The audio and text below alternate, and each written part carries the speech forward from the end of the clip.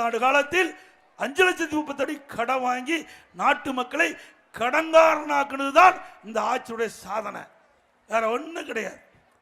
இத்தனை சரி கடன் வாங்குறீங்க, என்ன திட்டத்தை கொண்டாந்தீங்க? எந்த திட்டமும் கொண்டாடல. அனைத்து இந்திய அண்ணா திராவிட முன்னேற்ற கழகம் இருக்கின்ற பொழுது ஒரே ஆண்டில் 11 அரசு மருத்துவக் கல்லூரி மருத்துவமனை கொண்டாந்தோம். ஒரு அரசு மருத்துவக் கல்லூரி மருத்துவமனை கொண்டாந்தீங்களா? 7 சட்டக்கல்லூரியை கொண்டாந்துருக்கிறோம். 21 பாலிடெக்னிக் கல்லூரி, 67 கலை மற்றும் அறிவியல் கல்லூரி, இப்படி பொறியியல் கல்லூரி, வேளாண்மை கல்லூரி, கால்நடை மருத்துவக் கல்லூரி, இப்படி ஏராளமான கல்லூரியை திறந்து நாங்கள் இவ்வளவுதான் நிதி சுமை இருந்தது. இன்றைக்கு எதுவுமே இல்லை. புதிய கல்லூரியிலும் திறக்கப்படல, இன்றைக்கு புதிய திட்டமும் கொண்டு வரல, கடன் மட்டும் அதிகரித்து விட்டது. இது ஒரு மாயாஜல அரசாங்கம் மாதிரி தெரியுது. இந்த அரசாங்கம் மாயாஜல அரசாங்கம் மாதிரி தெரியுது. நிதி அதிகமாக வருது.